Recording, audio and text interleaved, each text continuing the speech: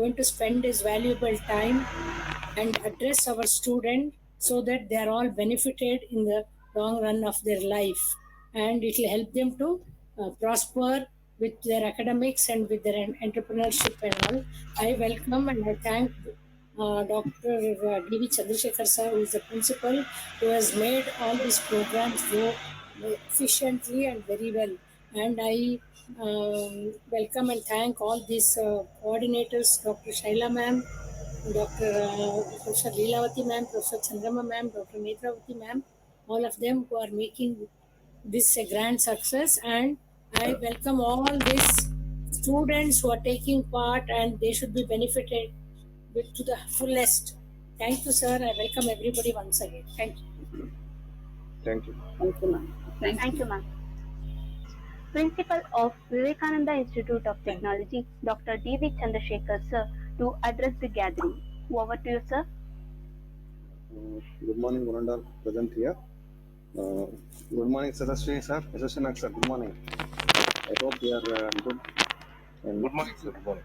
Yeah, good morning. So 6 months back, you visited our college and gave a good lecture. It was very interesting lecture, and everyone interacted with you very well. And our students are very much, appreciated and fond of you. They wanted to eagerly waiting for our lecture right now. So, the students are also very enthusiastic. Yes, sir. And this topic is very good actually. So building an innovation product fit for a market.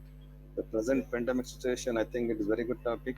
I hope that our students are going to listen our lecture and inculcate whatever we are going to teach them. Sure. They are some other things to our students. So once again, I welcome you, sir. I welcome all the students here as well as faculties, and I thank the organizers of this webinar. So welcome us once again. Thank you. Thank you, sir. Now, I request Professor Leelavati H.P., Associate Professor of Department of Electronics and Communication of Vivekananda Institute of Technology, to present the welcome speech. Over to you, ma'am. Thank you, Amrita. Good morning. A warm greeting to one and all present here. Myself, Leelavati H.P., Associate Professor, Department of Electronics and Communication, and today's webinar coordinator. On behalf of Janata Education Society and Vivekananda Institute of Technology, it is a great pleasure to welcome all of you for today's webinar on building an innovation product fit for market, organized by Department of Electronics and Communication in association with the Institute Innovations Council, Vivekananda Institute of Technology, Bangalore. It is a great honor for me to welcome today's webinar speaker, Mr. Yashasvi Nag N. I heartily welcome you, sir. Yeah, good morning. Good morning. So, Mr. Yashasvi Nagan has a decade plus of experience as a trainer cum motivator in entrepreneurship development at the Entrepreneurship Development Institute of India. He has conducted several training programs for different target groups like existing entrepreneurs, farmers, rural women and youth, faculty members, and NGO and government officials. He was engaged as a project manager for CSR project sponsored by Accenture and HP to implement micro entrepreneurship development programs for rural women and youth. He conducted several faculty development programs for faculty members of various engineering colleges to develop them as entrepreneurship trainers so that they could go on to establish entrepreneurship development cell in their own institution to promote entrepreneurs among their students. He conducted several technology-related entrepreneurship development programs for urban youth and women to interest area like solar energy, plastic engineering, Internet of Things. He worked as a Karnataka state coordinator for Ministry of Food Processing, Government of India during the year 2013 and 14 to organize 20 numbers of entrepreneurship development programs in food processing across 20 districts of Karnataka, during which approximately 640 entrepreneurs were developed who started their own food industries. He trained middle level and top level managers of Government of Karnataka in performance improvement under the training programs conducted with the support of Department of Public Enterprises, Government of Karnataka. He conducted being associated as a mentor with Atal Incubation Center to promote rural entrepreneurs and social enterprises. With this brief introduction, once again I have welcomed you, sir. Yes, madam. Now it gives me a huge delight to welcome Srimati Indira Gopala Krishna, Vice Chairman, Vivekananda Institute of Technology, for today's session. Srimati Indira Gopala Krishna is a very dynamic and inspirational performer. Madam, your strong support and active participation made us to organize this webinar. I welcome you, ma'am. Thank you, madam. Now, it is a great honor for me to welcome another guest, Mr. Dr. Ananta Prasad, CEO, Atal Incubation, Jyoti Institute of Technology Foundation. On behalf of Janata Education Society, Principal and Staff, Vivekananda Institute of Technology, I welcome you, sir. Now, I take an opportunity to welcome our beloved Principal, Dr. D.V. Chandrasekhar. Dr. D.V. Chandrasekhar, sir, is very supportive and dynamic. His support has made us to organize all this event. Welcome you, sir. Thank you, madam. I heartily welcome all the heads of the department and all IIC members, Dr. Shaila, IIC Vice President, Dr. Professor Chandramma Ma'am, IIC Convener and the Incubation Center in charge, and Professor Dr. Netravati Ma'am, Head of the Department, Information Science and Technology, Dr. Vidya Head of the Department, Computer Science and Technology, Dr. Bhagyalakshmi N, HOD, Department of Electronics and Communication, and my dear colleagues and research scholars of VKIT, participants and delegates from other institutions, finally, my dear students. Okay, I heartily welcome all of you for this webinar. Thank you. Thank you, ma'am. Thank you, ma'am. Now, I request our today's session speaker, Mr. Yashasvi Nag N, mentor with Atal Incubation Center, to address the gathering. Over to you, sir. Yeah, thank you. Thank you, Leelavati ma'am, for introducing me. Thank you. First of all, I would like to thank the VKIT management and the IISc team for inviting me for this program.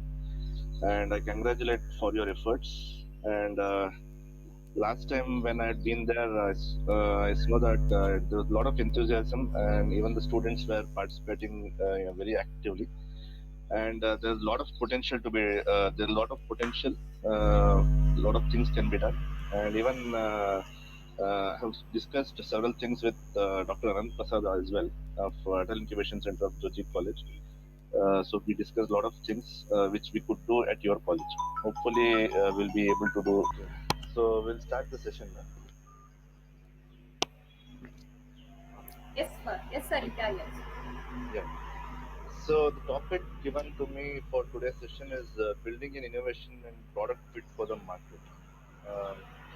So I request all the participants of this session to kindly be as much interactive as possible, because this is an online session and we cannot see each other face to face. If it would have been a classroom session, it would have been much better. But because of this COVID situation, we don't have any other way. So we have to follow this procedure only. So I'll try to make it as much interesting as possible, but I request all of you to kindly interact. You can, when I ask you anything, please speak up. And there's no right or wrong things here. We are here to learn from each other. Test. Can anybody say what is innovation?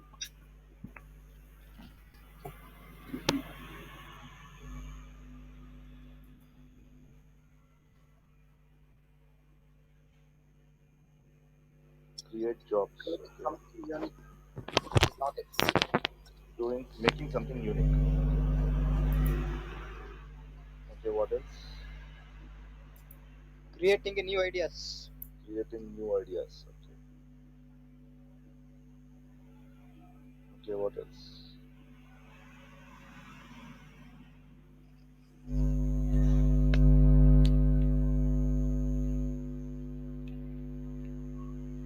Okay, by the way, how many of you students have developed any prototypes or developed any ideas? Sure.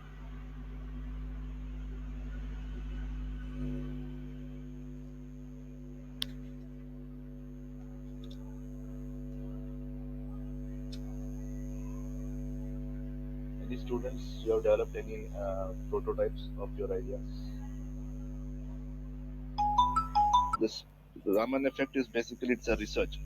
So what I'm trying to tell you is innovation is creativity plus commercialization. So innovation is if you invent a new thing, or like as you said earlier, some 2 3 students said doing some new thing or unique thing. That is not the end of it. Just by doing some unique thing or a new thing doesn't happen to be innovation. So whether you do some new thing or not, if you are able to commercialize it, that matters actually. So even if you have done any new thing or a very novel thing or a unique thing, if you are not able to commercialize that, it's not an innovation, right? So creativity plus commercialization is innovation. So when you are going to talk about commercialization, there are a lot of important things that have to be taken care of, which we are going to talk about today. Which we are going to talk about those things today. Product market fit is one of the very core part of commercialization. Problems in existing systems. So if anybody, he or she, goes to a market to purchase any gadget or an item or any product, the mindset of innovator is such that he or she would first of all try to find out what is wrong in that or what is the drawback of any product or any disadvantages in the product and how they can make it better. So this is the psyche of an innovator. This is how they think. They try to think from the user's point of view. So basically, all of us we come up with many ideas, and generally all of us try to think that my idea is the best in the world, but it is not so, right? So when we think about any idea, we have to think from the customer's perspective. We have to think from the customer's point of view. So we have to assume ourselves as a customer, and we have to think in a way, if we were offered the same product or idea which you are thinking about, how would you feel as a customer? So this is how an innovator thinks. He or she thinks from a customer's angle, right? And develops empathy for others. So what is empathy?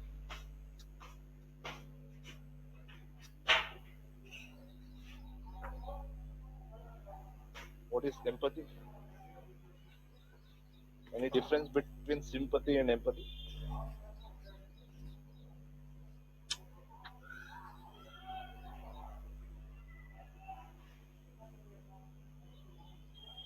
Empathy is very important for innovation or for any entrepreneurship.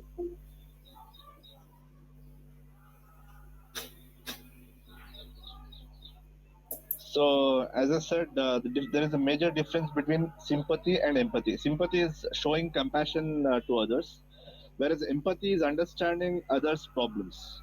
So, an innovator should be good at this part, empathy part.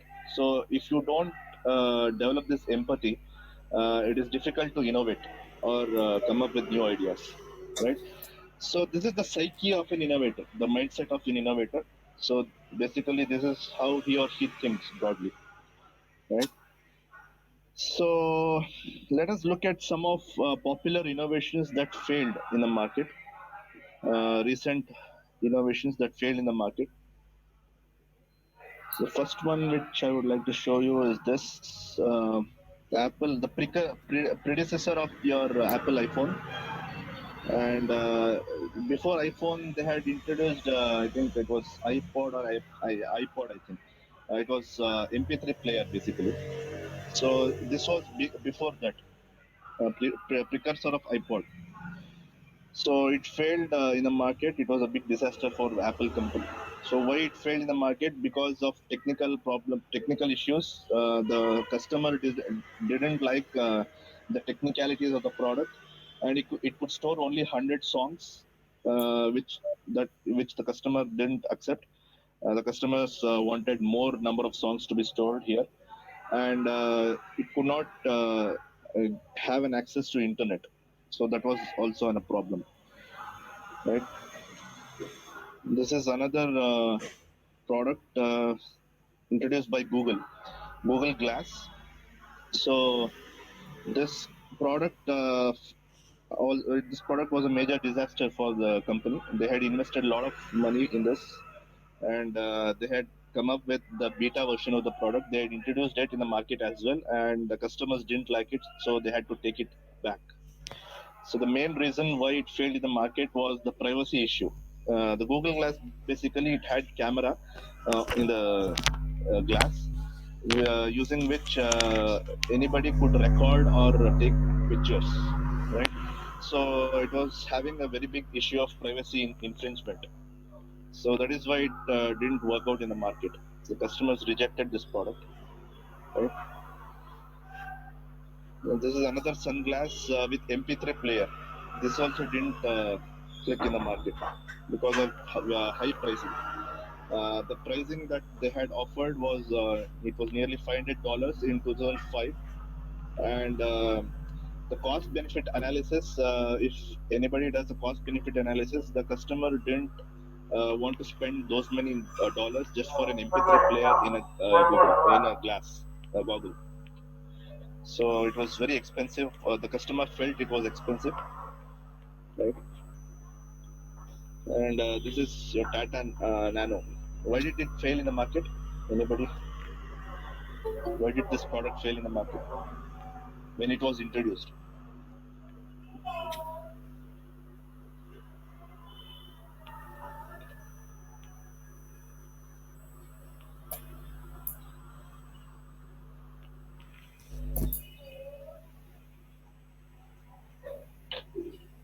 Not spacious enough. Not spacious. No, that was not the reason.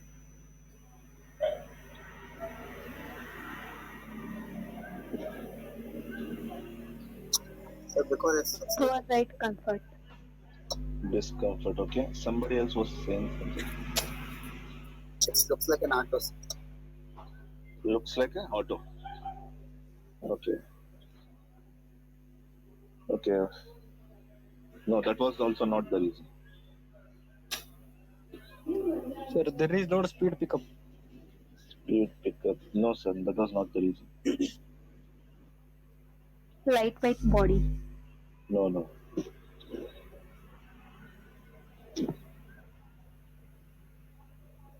Okay, so when they introduced this product in the market, they said it is the cheapest car.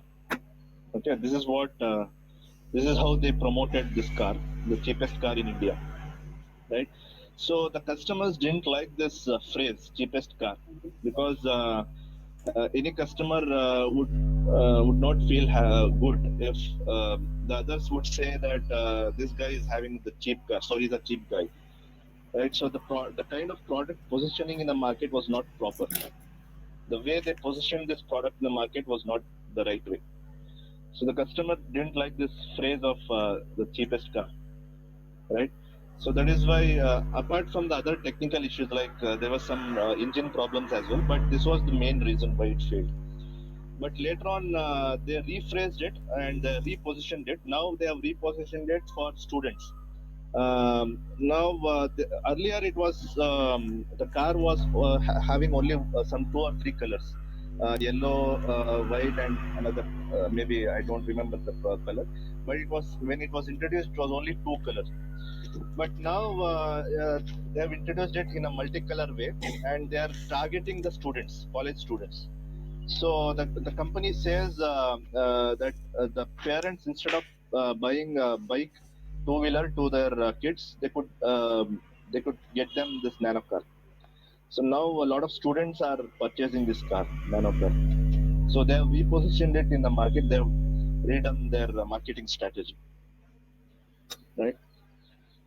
So, okay, the next product. This was the first. This was electric car way back in 1990, I think 1996. It was introduced much earlier than your Tesla, Elon Musk. So way back in 1996, they had introduced electric car, but that was a big failure.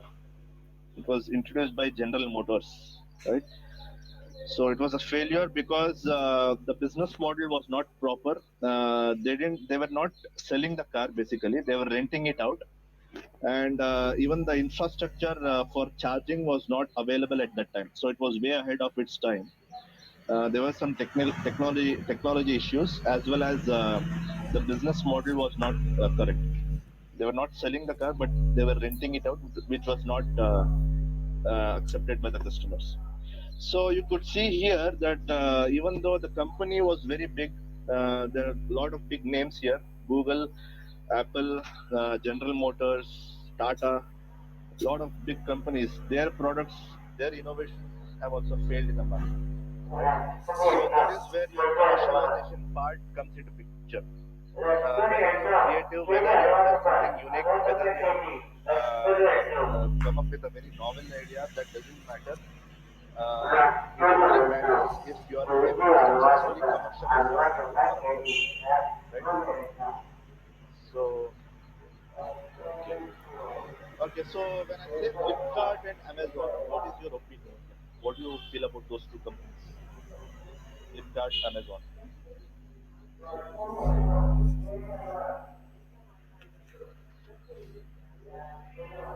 What is your opinion of these two companies? Flipkart, Amazon.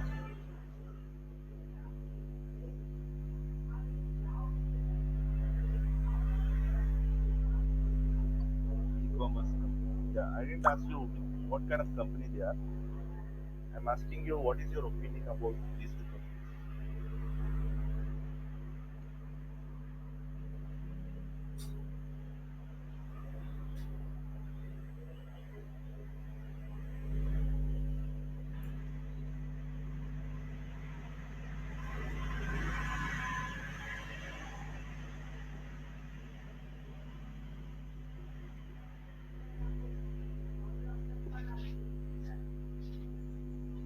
Okay, do you think these companies are doing very well in the market? Yes. Flipkart products has low price compared to online platform for selling in public. Okay. Again, you're explaining about the company. I'm not asking you for the explanation of the company. Okay. One of the students says Flipkart products have low price compared to Amazon. Okay, what else? What do you feel about these two companies? Are they doing well in the market? Yes. Flipkart, Yes, sir. Amazon. Yes, sir. Harish says no. Why? Why, Harish?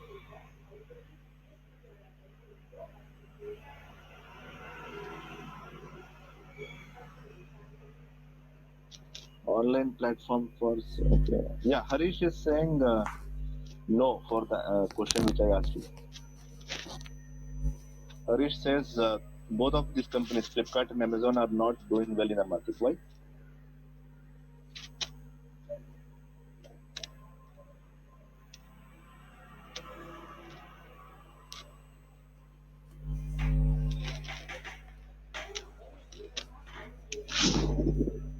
If possible, you can speak out instead of typing because it takes a lot of time.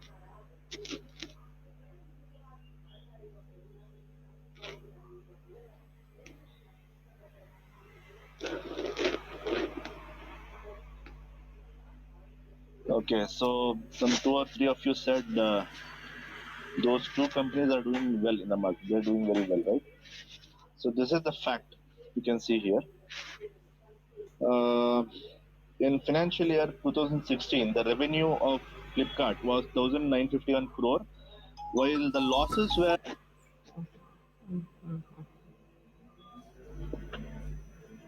Do you get any information or is there any takeaway from this?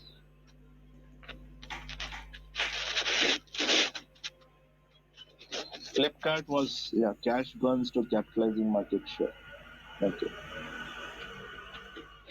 Yeah, capitalizing market share. That is correct. They are burning out cash to capture the market, as you said. Uh, who's that? Santosh. Santosh says that cash burns to capitalizing market share. Yeah, so they're trying to capitalize the market. They're trying to get more and more customers, but at the cost of what?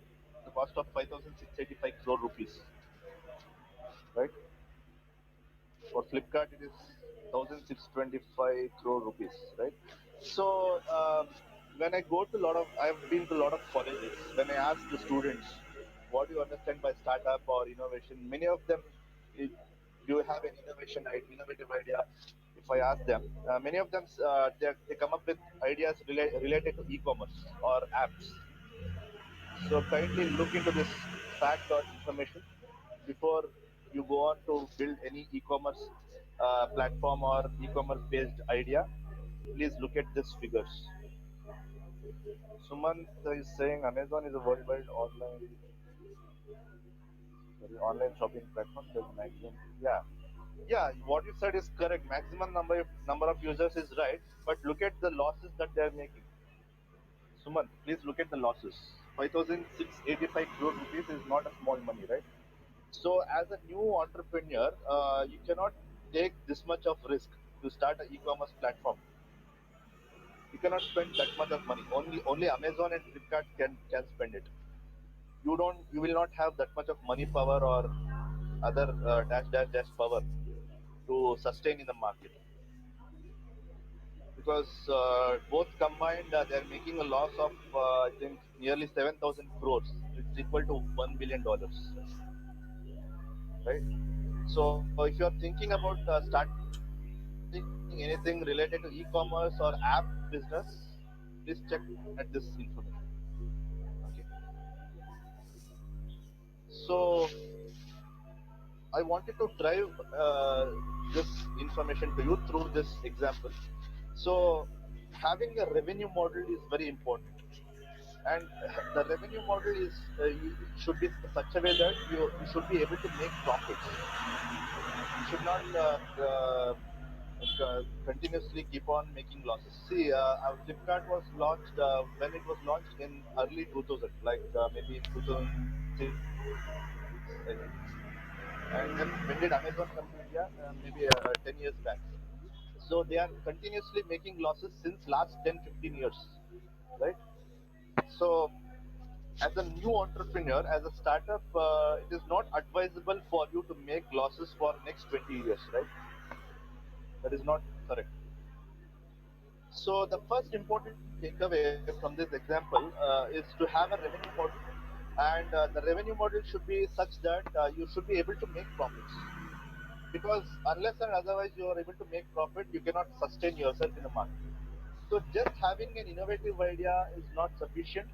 Your innovative idea should be such that it should be able to generate revenue, that is, it should be able to generate money to the company or to your business venture, and you should be able to make profits.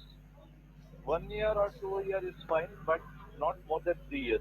If you keep on making loss, if you keep on make losses for 3 years in a row, that means you cannot sustain.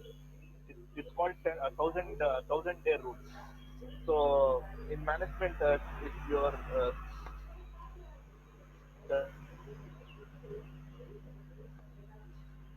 studied any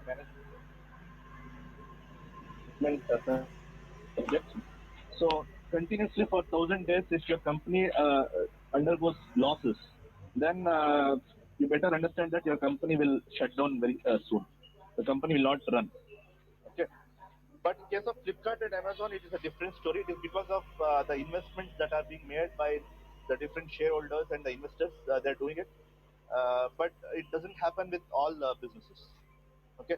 So preferably or advisably, your innovative idea should and must have a revenue model, and that revenue model should be such that it should generate profits. Okay. Okay. So here I've shown the revenue model of Google. So how does Google generate revenue? Can anybody speak out? instead of writing, speaking out is good because it takes a few minutes to type. How does Google generate revenue? Santosh says mainly advertising, not exactly. Advertising is not their main Placing source. ads. Sorry? Placing Cloud ads on. indicate placing ads, yeah. No, that is not their main source.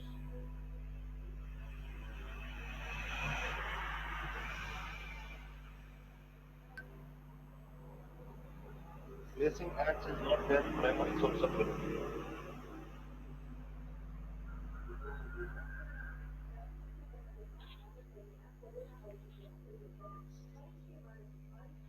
Data consumption by network cloud systems. Yeah, Suman says data consumption by networks and advertising. Yeah, even no, that is also not their main source. Okay, Sai Sharon, cloud system or cloud storage? No, Sir, that is maybe websites. their tertiary source. No, Sir, websites. no, not exactly.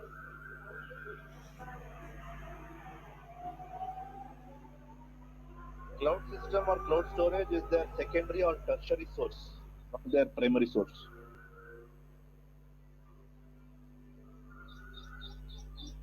Okay, so anybody have heard about search engine optimization? SEO. Yeah, what is that? Search engine optimization.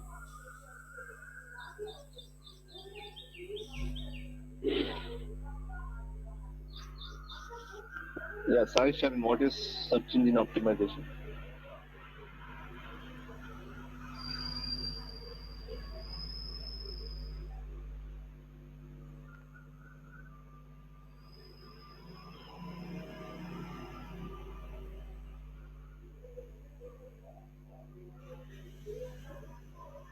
Yeah, so if yours is any company and you're listed in Google, so as soon as like let's say, okay, he has written something. Search engine optimization is process. Is a process of improving quality and quantity of website traffic to a website or a web page. Okay. SEO targets unpaid traffic rather than direct traffic or paid traffic. Okay. So what is SEO in relation to Google? Can you say that, Sai Sharan?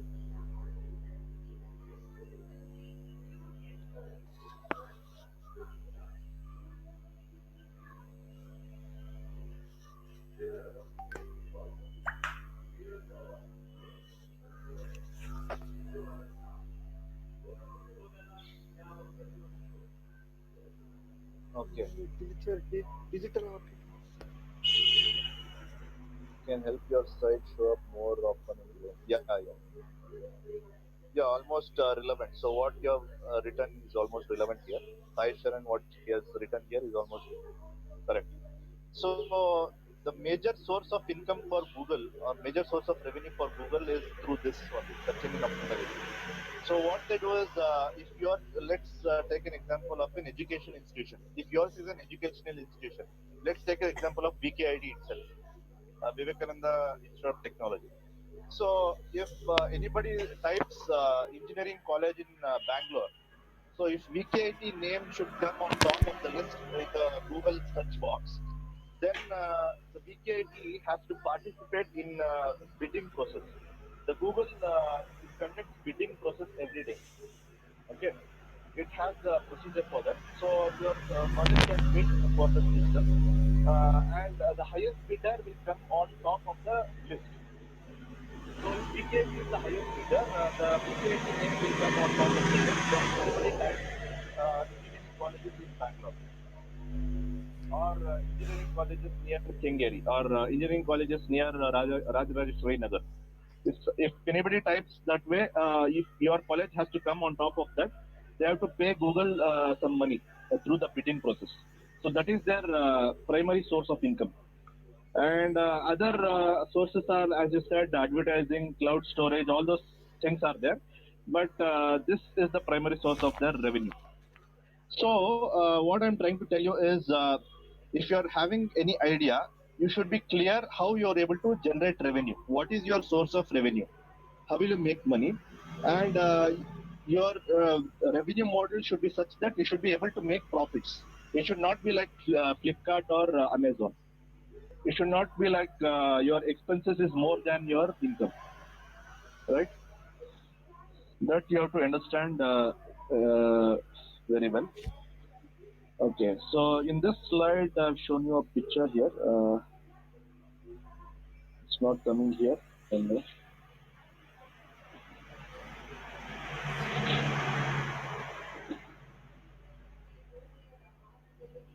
Just a moment. There's some issue with my this internet connectivity with my laptop.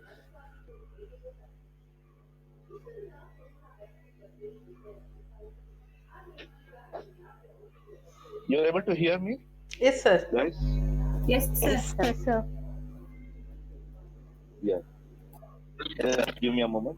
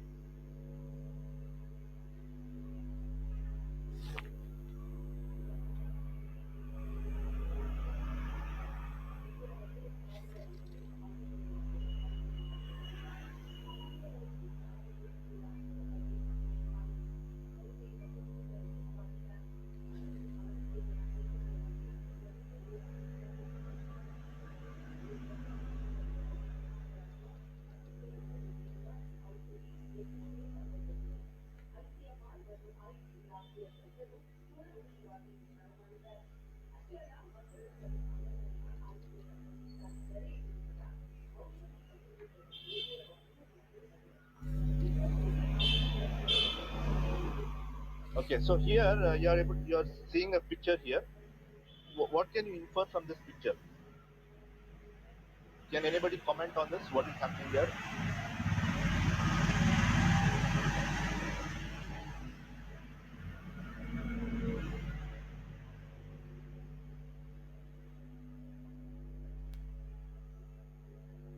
What is your inference from this selling bananas in cart? Okay. What else?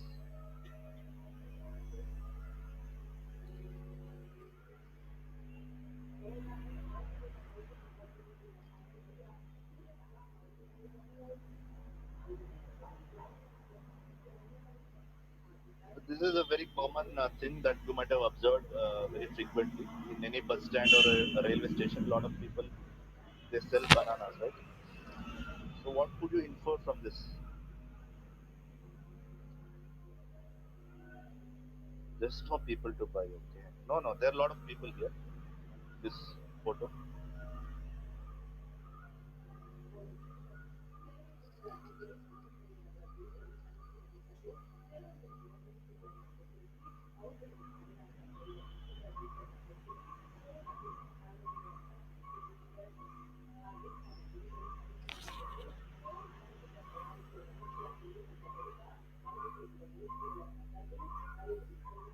Okay, so I assume you can see here in this picture a lot of banana sellers. There's not only one banana seller. Yeah, it's a business, correct? So here you can see here there are a lot of banana sellers. It's not that there's only one single person selling banana. So if you can think back, you could have I think you would have seen the same kind of things in your every place or many cities. You would have observed in bus stand or marketplaces, a lot of people sell the same product. So initially in the morning, the vendor would say, for example, he would say 20 rupees per kg in the morning, but in the evening he would say like 12 rupees per kg. Why is it like that? Maybe by 7 o'clock or 7:30 in the evening, the banana vendor would be saying 12 rupees per kg. Yes, Sharan is. Yeah, so the question that I asked you is the lot of banana vendors. So to sell, so Rakesh is saying to sell their products completely. Cristiano says stock to finish the stock. Correct. So why is it a problem to finish their stock or sell their product completely? Why is that banana vendor is not able to sell their product completely, or why isn't they not able to finish their stock? There are many number of banana sellers. Correct, exactly. He's not ready to waste. Okay. So as Likit said, So as Likit said rightly, there are a lot of banana sellers in the same place, right? So selling a banana is not a unique idea or a unique business, right? So it is a very common thing. So there are a lot of people doing the same thing. So a lot of competition. If there is a lot of competition, it will affect in your sales, and definitely when your sales get affected, you are forced to reduce your pricing, right? So because to attract the customer, so to attract the customer or to create demand, you have to reduce the price at which you have to sell. So that is why the banana vendor in the morning, if he or she would say 20 rupees per kg, in the evening they would be ready to sell it at 12 rupees or 10 rupees per kg. That is because the bananas would not have sold because of lot of competitors, right? So the point that I want to drive across to you is the key takeaway from the ಈಗ try ಮಾಡಿ ಈಗ try ಮಾಡಿ I would be 99 ಆಯ್ತು interested to try see ಮಾಡಿ whether there is any uniqueness in your product or your idea. If there is no uniqueness, as an investor, I would not be interested to invest in your company or in your business, right? Because if your product or your idea if it is not unique, then it will result in competition, and when there is a lot of competition, your profit will be hit. So Like me, you keep a stash of heels at work. These are mine. And these belong to my coworker. Lucky woman. So when we heard about a new shoe with removable heels, we wondered if this could be the life-changing wardrobe item we've all been waiting for. Here's how Tanya Keith's shoes work. To remove the heel, you press a button on the inside right here. Slide it out. To put the heel back on, you slip it in until you hear a click, and you're good to go. And they come in a whole array of heel heights and widths with fun mix and match possibilities to fit any mood or occasion. We were sent 3 pairs of shoes and 6 heels by the company. Of the ones we tried, these were our standout favorites because they go from a super cute heel to a true on-trend flat. The only thing that we'd like to see perhaps is a slightly better sole on the back, so when you're wearing them as a flat, you're not wearing down the plastic. These just go from a low heel to a higher heel. To us, that didn't seem quite as useful, but we still need to know how they'll stand up to a real working woman's day on the mean streets of New York. So we put them through a few crucial tests. Running up and down the subway stairs test.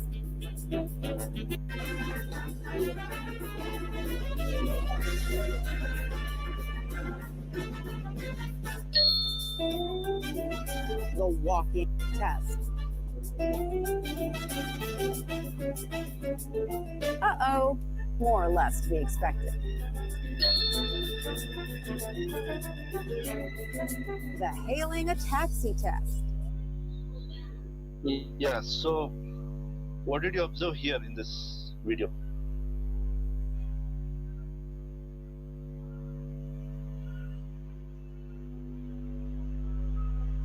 Can anybody say what did you observe here in this video?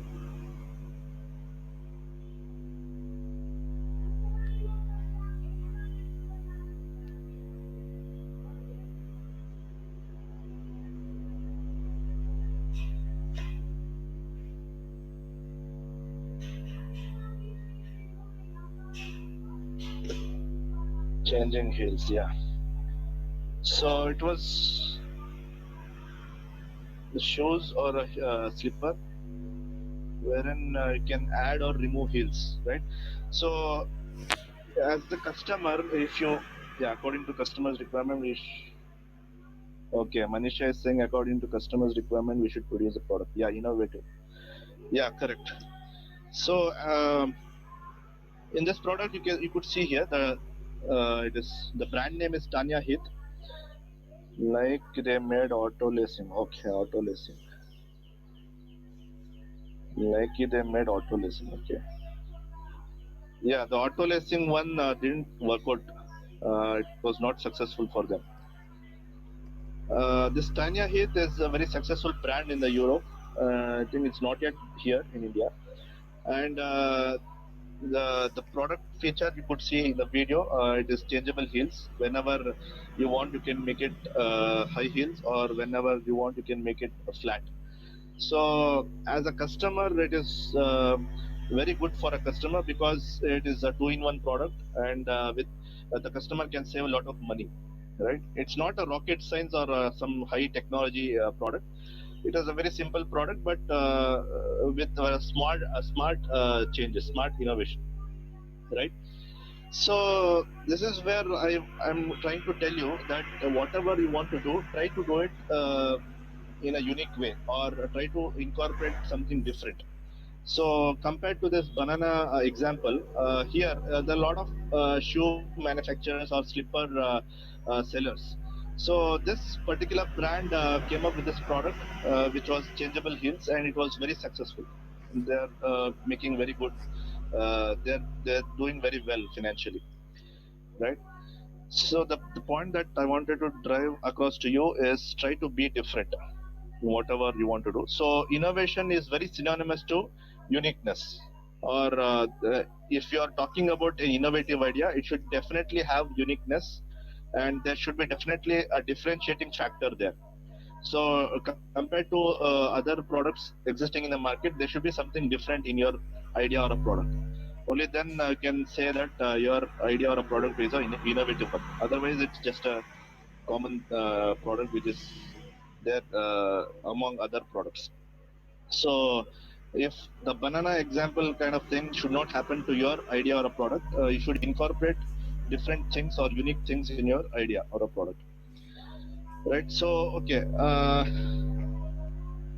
so I will give you a scenario here. I'm giving you a scenario here. It's a COVID situation, lockdown, raising electricity bills, reducing incomes or job cuts, and there are power cuts in tier 2 and tier 3 cities for at least 2 or 3 hours. Okay, so what kind of ideas or products that you can think of in this scenario? I want you to come up with your own ideas based on this scenario.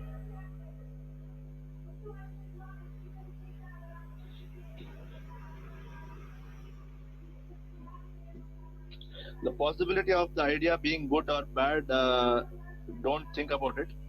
Just speak out whatever comes to your mind. There's nothing called wrong or right here in this session.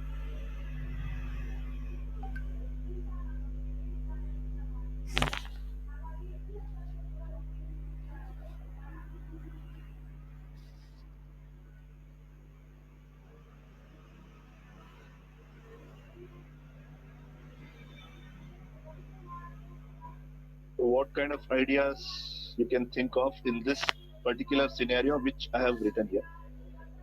Power backup, startup work.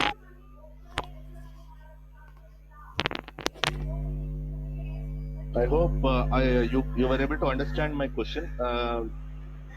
What I have asked you here is try to come up with ideas based on this situation. The situation that I have given you is the COVID. It's a COVID situation, lockdown. Electricity bills are raising.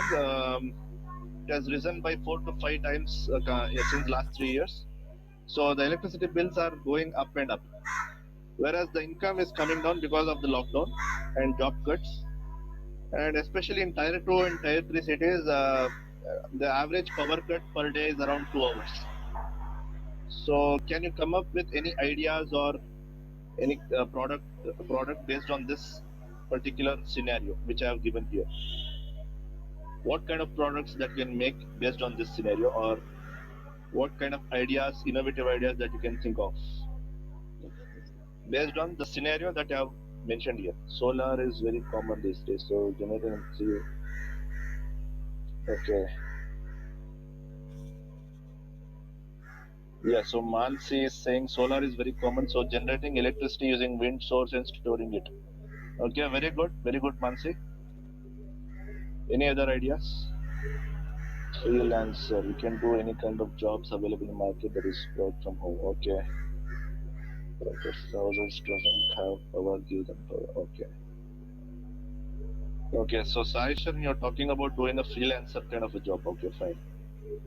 So actually, I'm not asking about these kind of things.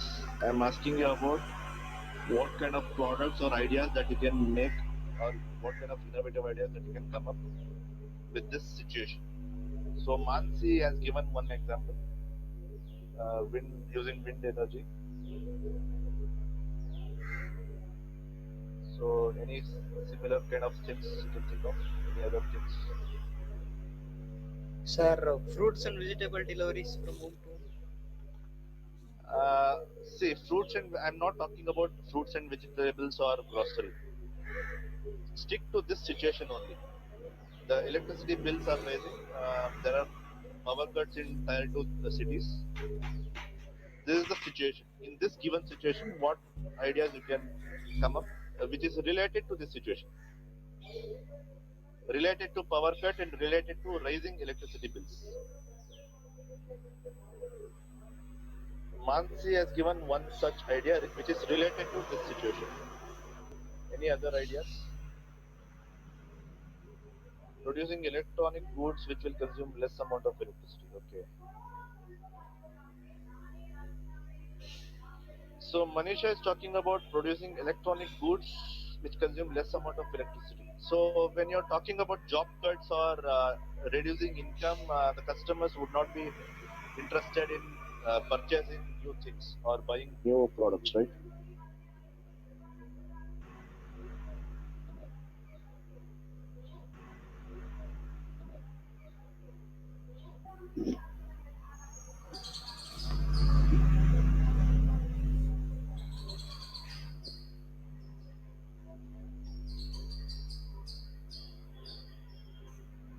Yeah, so as Mansi is saying, solar is not only common but it is very costly as well. So to install uh, like 3 kilowatt solar panel system in your house, it requires nearly 2 lakh rupees. So to spend 2 lakh rupees to electrify your house based on solar power is very difficult in this COVID situation, right? So as you said, wind energy is a good option. But again, you have to look into the altitude, whether the location that you are trying to select or the location where you want to sell your product, it is having good altitude. The wind direction, yes, that also has to be looked into, and you also have to look into other factors as well, whether it's a dry area or whether there is good wind speed available. Such kind of things have to be looked into. So wind energy is comparatively economical compared to the solar energy. That is a good option. Any other ideas? Sir, water hydroelectric generation. Yeah, hydro energy is also there, but again, it is very difficult to install it everywhere, because for hydro energy you need water stream. You need the water to run from a very height place to ground level, so you cannot install it everywhere. Like Turbines you can install. yeah, but where do you get the water source? Wind turbines. Sorry, Wind turbines. wind turbine. You're saying wind turbine, is it? Sir. Yeah, that we just spoke about, right? Wind energy. Yes, sir. Yes. Yeah.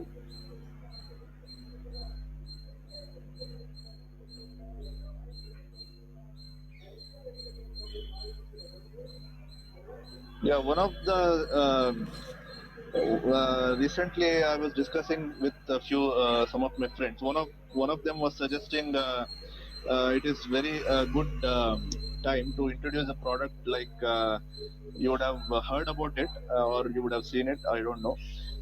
There are bicycles in the gyms, right?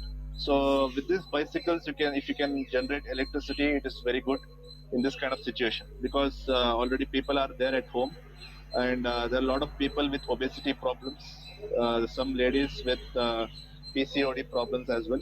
So for them, cycling is a good thing. And with cycling, if you are able to generate electricity, that is very good.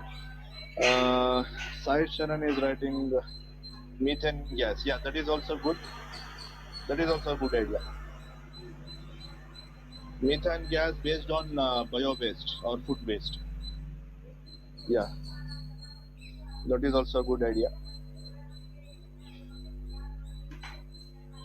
And as I said, using this cycling, if you are able to produce electricity, that is also another idea which suits the situation which I am telling you. Wind energy is also good. There is a concept called microgrids. You can check it out or even Google it. Nowadays, it is a trend happening. It is very cheap compared to solar. Cheap in the sense in terms of money, not in terms of quality. So, like if solar 3 kilowatt solar panel system costs around 2 or 2.5 lakh rupees, the same amount of power you can get it with microgrid wind energy by spending around somewhere around 60 or 70,000 rupees. If you are able to spend 25 or 20,000 rupees, you can light 4 to 5 bulbs, LED bulbs, and you can run one fan, and you can charge your laptop. So that is very economical compared to your solar panels. So microgrid is now the trending technology. So anybody interested, you can venture into this as well. It is a very good area. It is having very good demand and it is feasible as well, and you can get a lot of customers, right? I'll give you another scenario related to the fruits and vegetables, which somebody was saying earlier. COVID situation, Janata curfew, lockdown, public cannot go out of their houses, and if they can go only in stipulated time to purchase grocery items or foodstuffs. Closed shops, always shops are closed every day. You can see that. And when there is any foodstuff exhausted in your house, you cannot do anything because the shops are closed. It opens only in a particular time or on a particular day. And even if you go out in the market to purchase those items, you are at risk because you never know whether if you catch COVID or not. You don't know. So, what kind of ideas you can think of or suggest in this situation?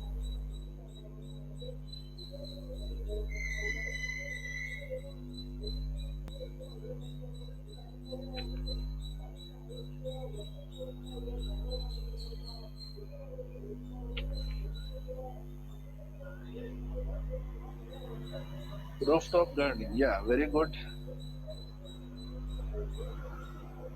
Interesting. Nisarga has given an interesting idea. Rooftop gardening, good.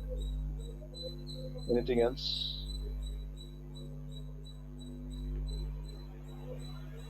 So, rooftop gardening, in the sense, if you are an entrepreneur trying to sell a rooftop gardening system, then it is a good idea.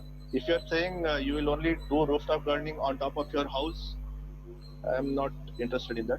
As an entrepreneur, if you want to sell rooftop gardening systems, then it is very good. What else?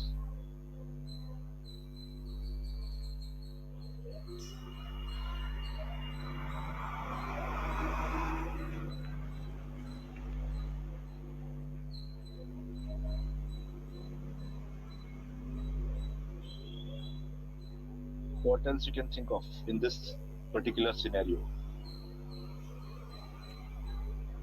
I've got only one idea. What is this? What is this one? Air gel. No, okay, not able to make out.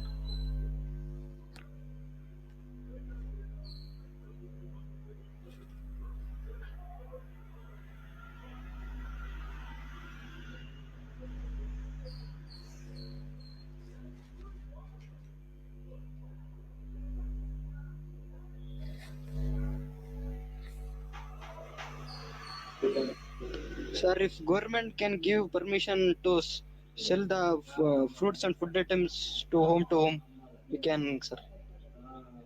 It doesn't require any government permission. You can start right away, because already you are able. If you can observe, Amazon, Flipkart, and other e-commerce businesses, they are Big Basket also. Yeah, they are selling fruits and vegetables. You don't require any permission as such. So I can take that as well as another idea, selling like door delivery of fruits and vegetables as well as grocery. Generating electricity out of moisture, Suhas is saying that it is not yet proven technology, I think.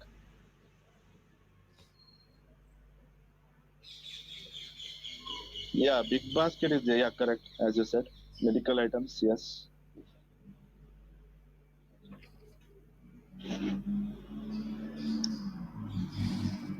See, one very big problem in this scenario is for these vendors, like for grocery shops or provision stores, for them to get the products from a wholesale market is a very difficult thing in this scenario, because they are allowed to open their shop only in a particular time, and it is very difficult for them to manage their business, because they also have to get the stock from the wholesale market. They have to go to the wholesale market, purchase the stock, and come back to their shop.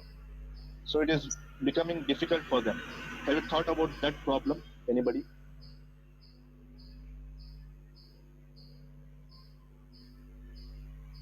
You're only suggesting about door delivery of grocery to the customers. But what about these shop owners or shopkeepers? How will they get their product? So we'll see another video related to this.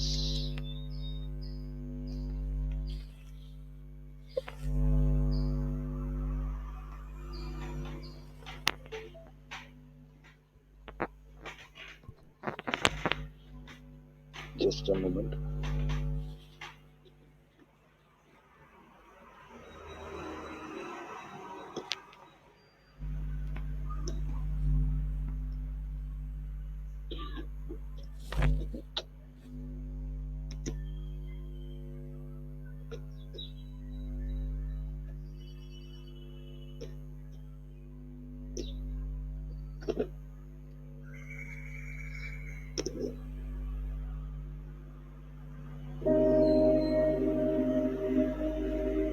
ನನ್ನ ಹೆಸರು ರಮೇಶ್ ಅಂತ. ನಾವು ವ್ಯವಸಾಯ ಮಾಡ್ತಾ ಇದ್ದೀರಿ. ನಮ್ಮಪ್ಪ ನಮ್ಮ ತಾತ ಅವರೆಲ್ಲ ವ್ಯವಸಾಯನೇ. ಈಗ ಕಾರಮಣಿ ಹಾಕಿದ್ದೀರಿ. ಈ ಮಾರ್ಕೆಟ್ಗೆ ಹೋದ್ರೆ ಕಮಿಷನ್ ಬಾಡಿಗೆ ಎಲ್ಲ ಹೋಗಿ 10,000 ಬಂದ್ರೆ ಸಿಗ್ತಾ ಇದ್ದು ಒಂದು 5,000. ಈಗ ಇಲ್ಲಿ ಇಂಜಾಗಟ್ಟಿಗೆ ಹಾಕಿದ್ರೇನೋ 9,000 ಬಂದ್ರೆ 9,000 ನಮ್ಮ ಕೈಗೆ ಬರುತ್ತೆ. ಈಗ ನಮ್ಮ ಕುಟುಂಬದಲ್ಲಿ ಒಂಥರ ಆರಾಮಾಗಿ ಎಲ್ಲ ಚೆನ್ನಾಗಿದ್ದೀವಿ. ಆದ್ರೆ ಇಂಜಾಗಟ್ ಕಂಪ್ನಿನಿಂದ ಒಳ್ಳೆ ಇದು ಸಿಕ್ಕಿದೆ, ನಮ್ಗೂ ಖುಷಿ, ಒಂದು ನೆಮ್ಮದಿ ಇದೆ. ಇದರಿಂದ ಒಳ್ಳೆ ಇದಿದೆ.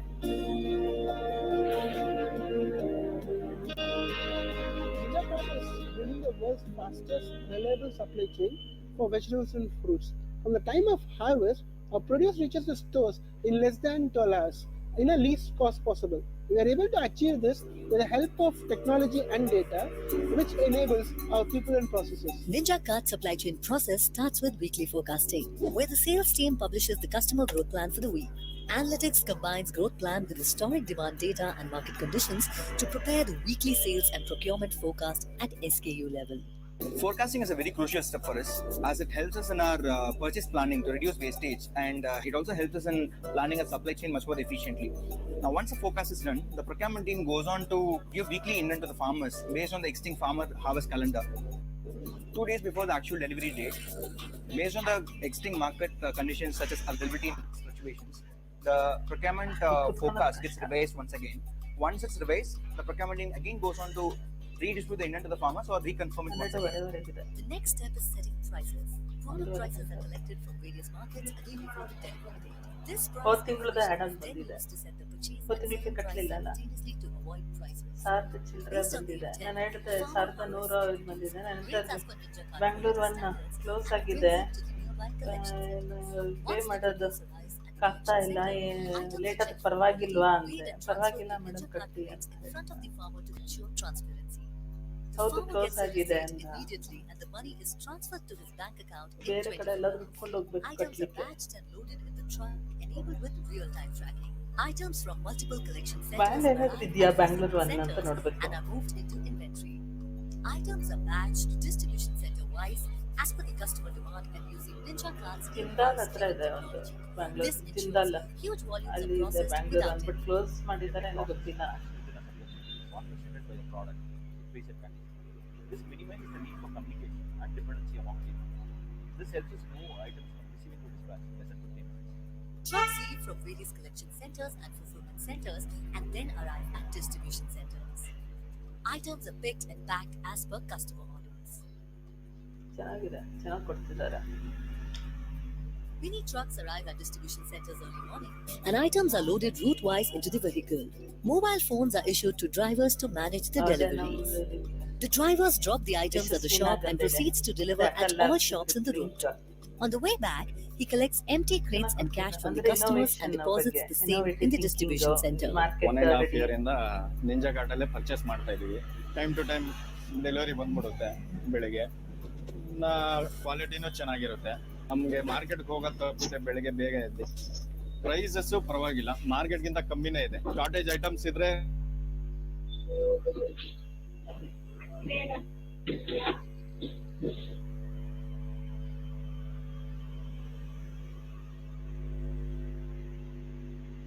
This supply chain ensures that customers receive quality items at better prices on time every day.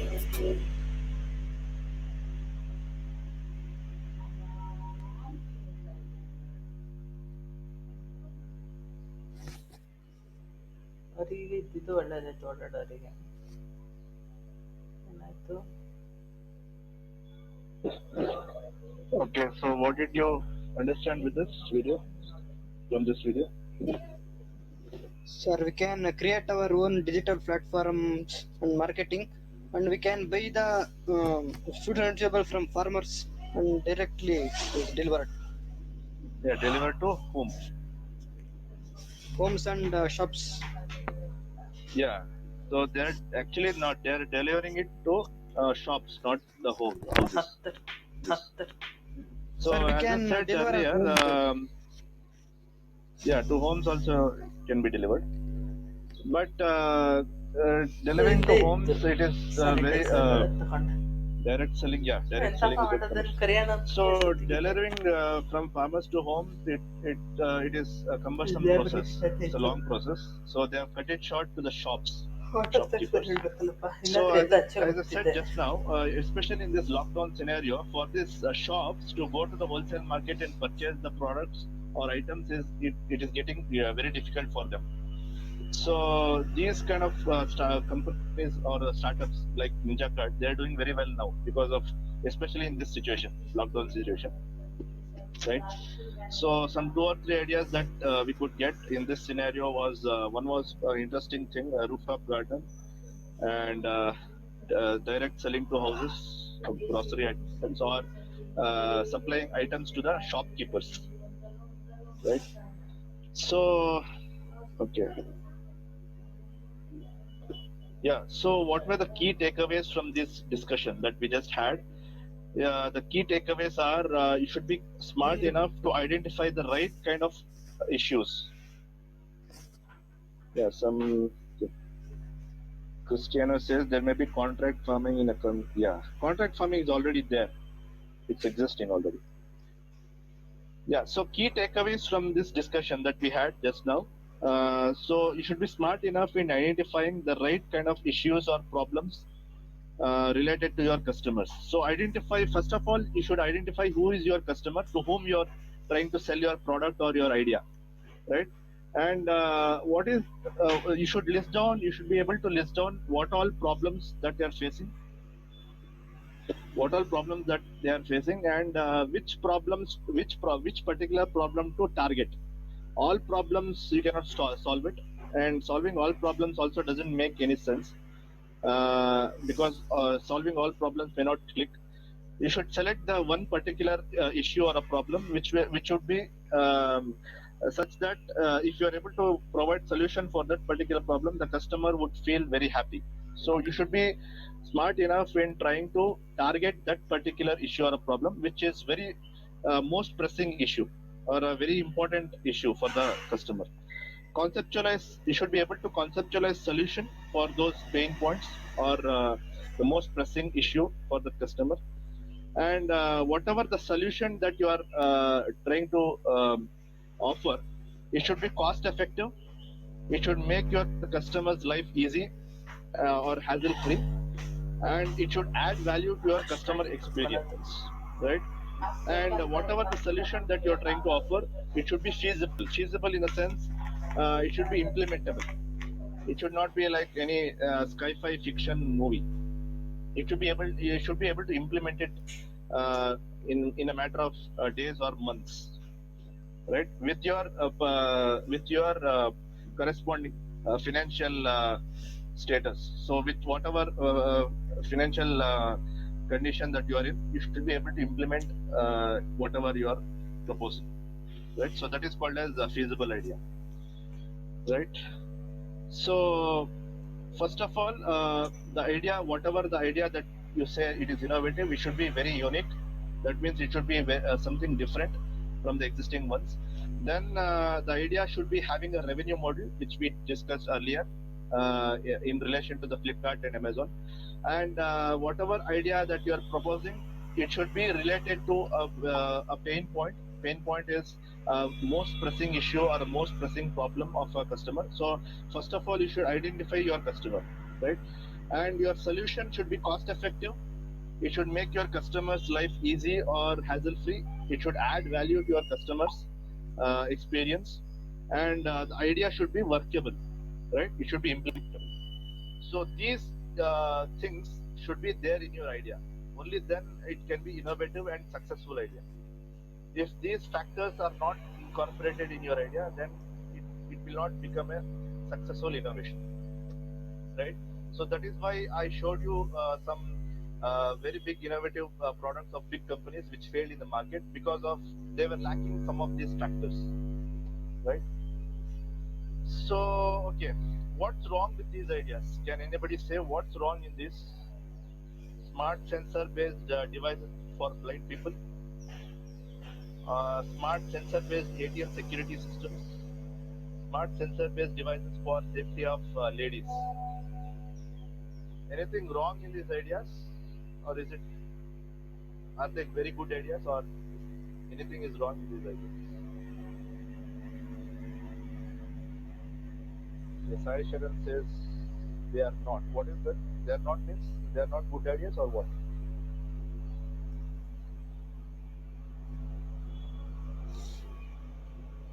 Okay, bad idea. Why is it a bad idea? Or what is wrong in these things?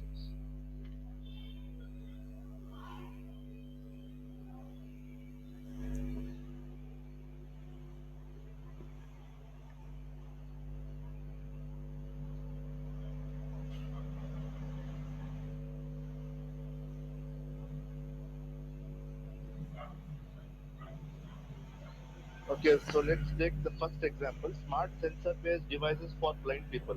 So features incorporated in this idea or a product is it has IoT sensors, it is capable of machine learning and data mining. So this device or a product, it will help blind people to navigate basically or do things on their own. What's wrong with this idea? It's a very novel, it helps a lot of people, right? Why is it wrong? Anything wrong here in this idea? Nisarga says good ideas but cost efficient. Okay. Sai Sharan says ATM there are some weak points and easily they can track. Okay. So what are the weak points there? Blind.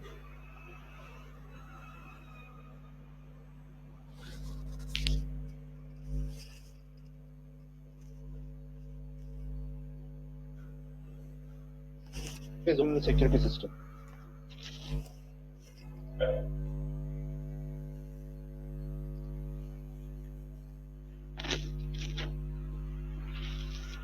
can hack it, they need money. Okay, so you say hacking is a problem in the ATM security system. Okay. Yeah, so see, if you can remember, I think some 6 or 7 years back, there was an incident that happened in Bangalore in an ATM. One lady was assaulted very badly, and it was a very big news in the media.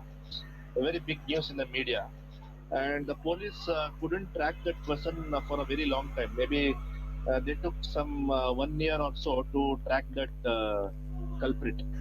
So a lot of startups or a lot of companies or a lot of entrepreneurs, they came up with a lot of ideas related to ATM security, but none of them could be implemented. As on today, even to this day, you can see there is the same kind of system. There is a watchman or there is a security person sitting there or sleeping there, and the same kind of ATM system. There is no smart devices there, right?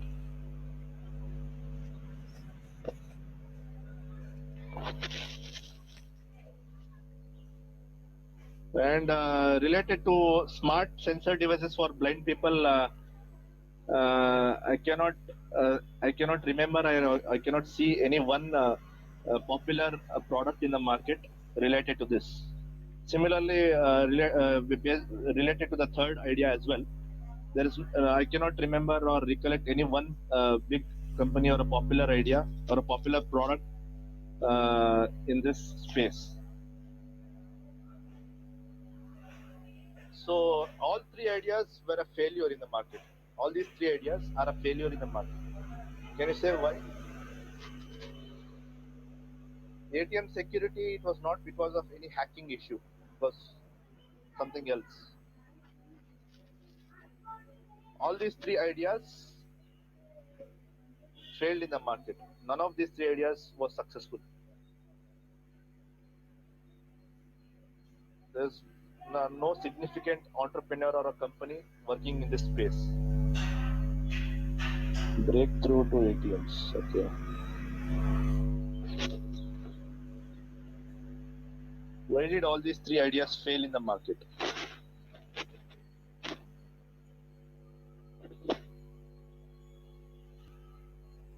No proper security through it. Okay. Yeah, that's what I'm exactly talking about. So the same kind of watchman or a security person is available even to this day compared to 10 years ago. So nobody is able to come up with any smart kind of systems for ATMs. So that idea was not being able to implement. That idea couldn't be implemented. Similarly, smart sensor-based devices for blind people was not being. It couldn't be implemented in the market. There is none of any significant company or an entrepreneur selling this kind of product in the market. Yeah, none of the product, even AIA based, is not there in the market. Not even a single company selling products related to any of these three things. Okay, so let's take one by one. The first idea, smart sensor-based devices for blind people. Why it was a failure in the market? The main problem here is the target customer. The target customer here is the blind person, right? So when you're selling your product to a blind person, the blind person has to pay you, right? The blind person has to pay money because you cannot, if you are doing a business, you need to sell your product. You need to charge some money. So blind person trying to purchase the product by paying you money is difficult. Blind person paying you money is difficult because the blind person may not have a job. The blind person would be under a care of somebody else, right? So revenue generation is a very big problem related to this idea, the first idea. Okay. So the target customer, the blind person, is not able to pay you the money. That is a very big issue here.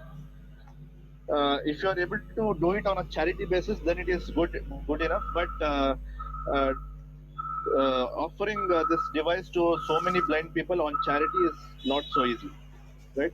So that is the reason why you cannot find any significant product in the market related to this, right?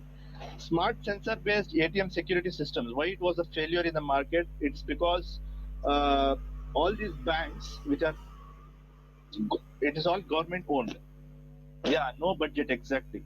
As Christina says, no budget, the right answer. So when you're trying to sell your smart system to a bank, the bank does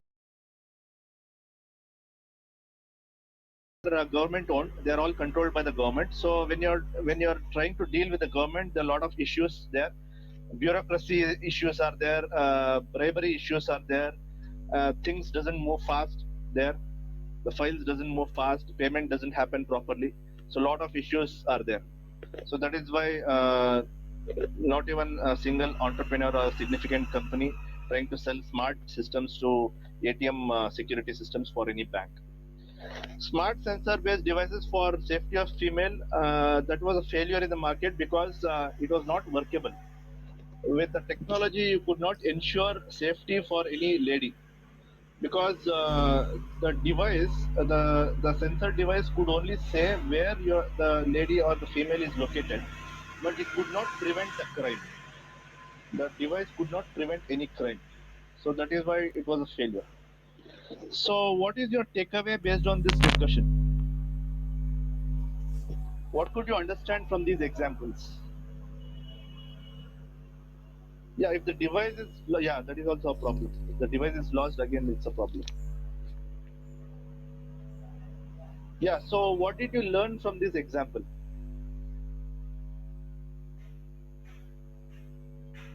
Any learnings from this slide or from this example? Artificial intelligence is some good bad idea. It is.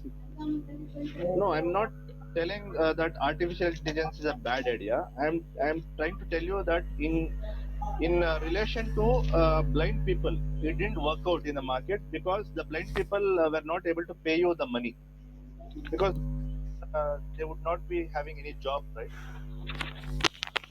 They have to design the product based on user requirements. Yeah, user requirement. That is correct. What you said is correct.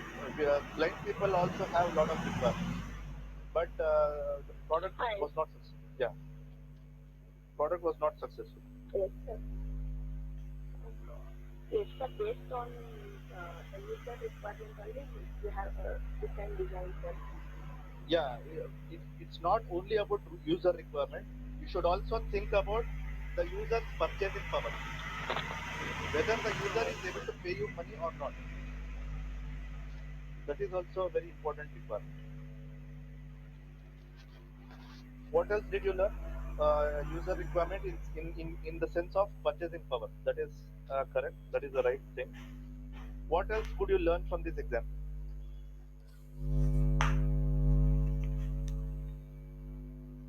Compactability purpose should be more. Okay, Sai Sharan says compactability purpose should be more. Not exactly.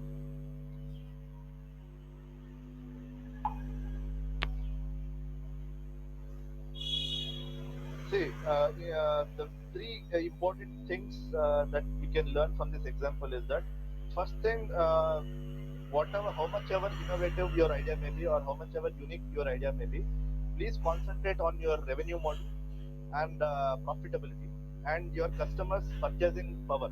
Whether your target customer is ready to pay you that much amount of money that you are trying to charge, you should look into it in a very focused way, right?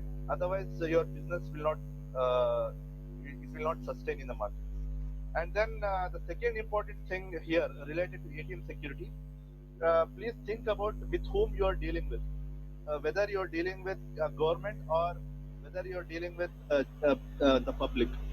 So if you are trying to deal with the government, in case of ATM security system, your customer would be a government because banks are all government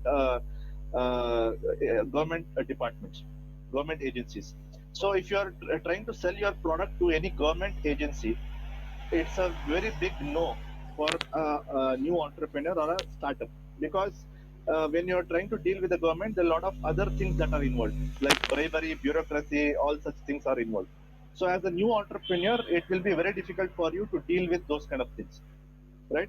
So as a new entrepreneur, when you're trying to start a new company, please do not sell any product to any government department, because if you do that, you will be unnecessarily stuck up with unwanted things.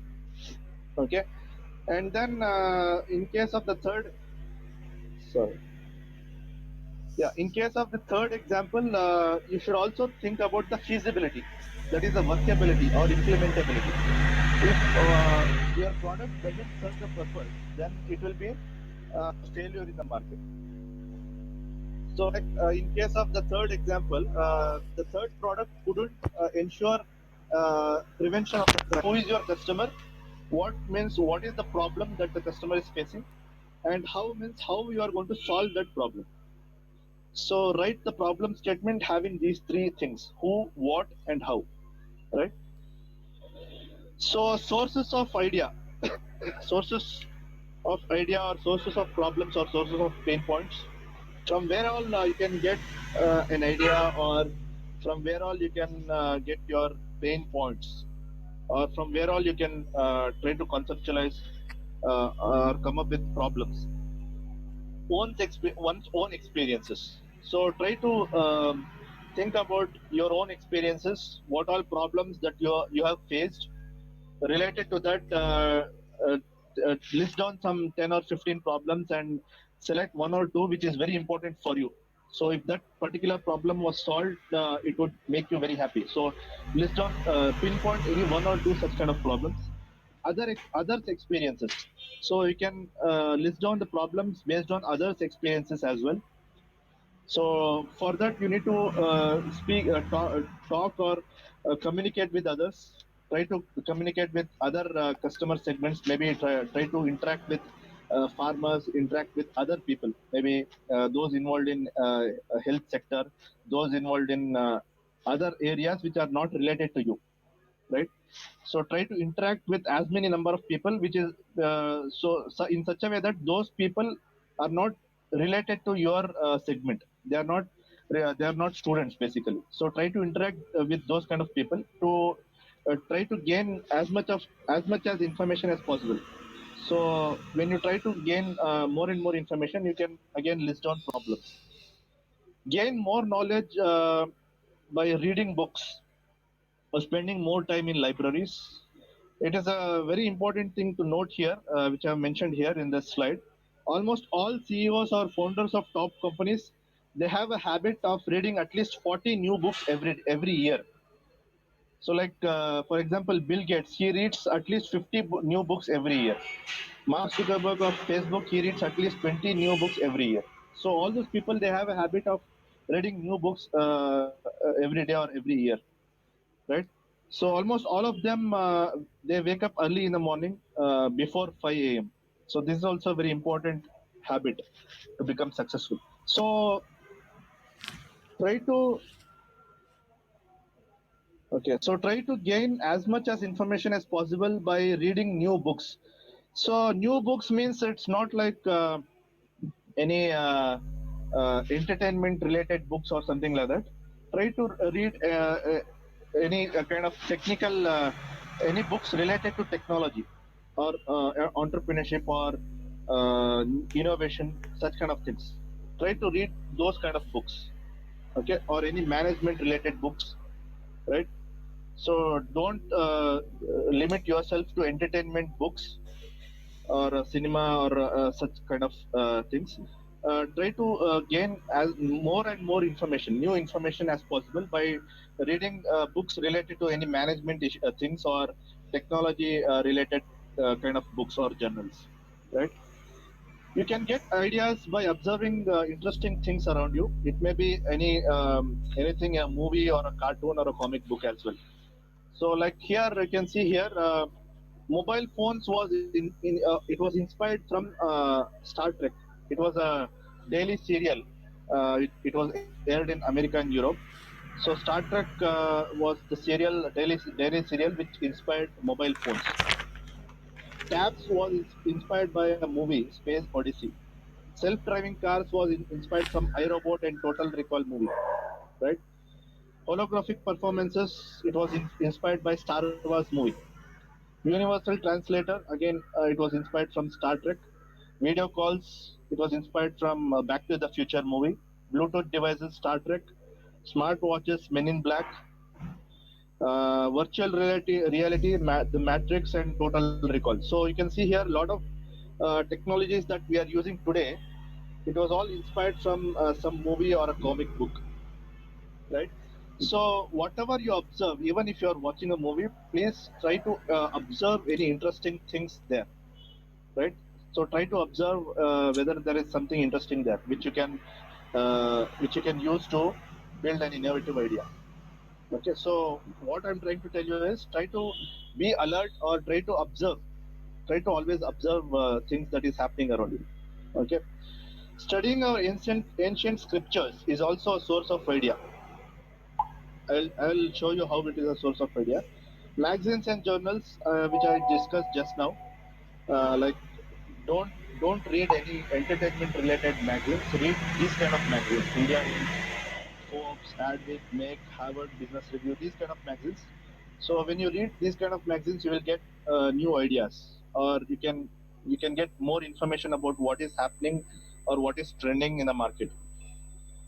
Newspapers, don't limit yourself to entertainment things or something related to crime or something like that.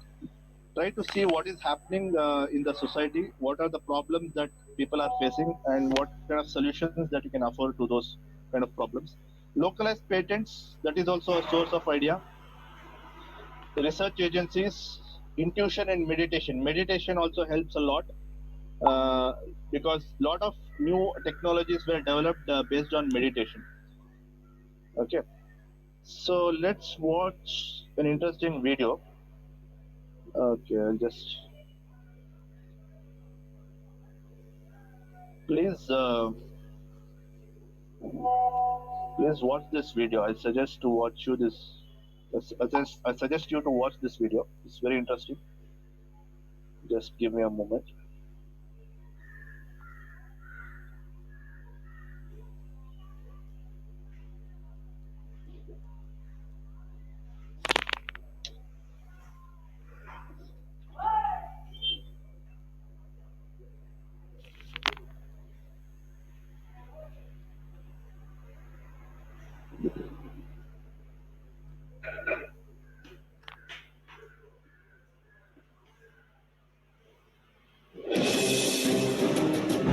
Agastya, who lived at least 4,000 years ago.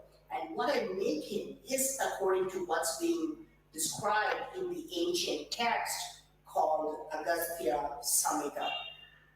This text talks about using an earthen pot as a container and uses two types of metals, copper and zinc.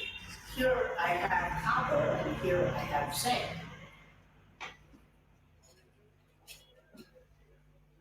So this is how the setup looks. If I test this with a voltmeter, you can see that there's no charge.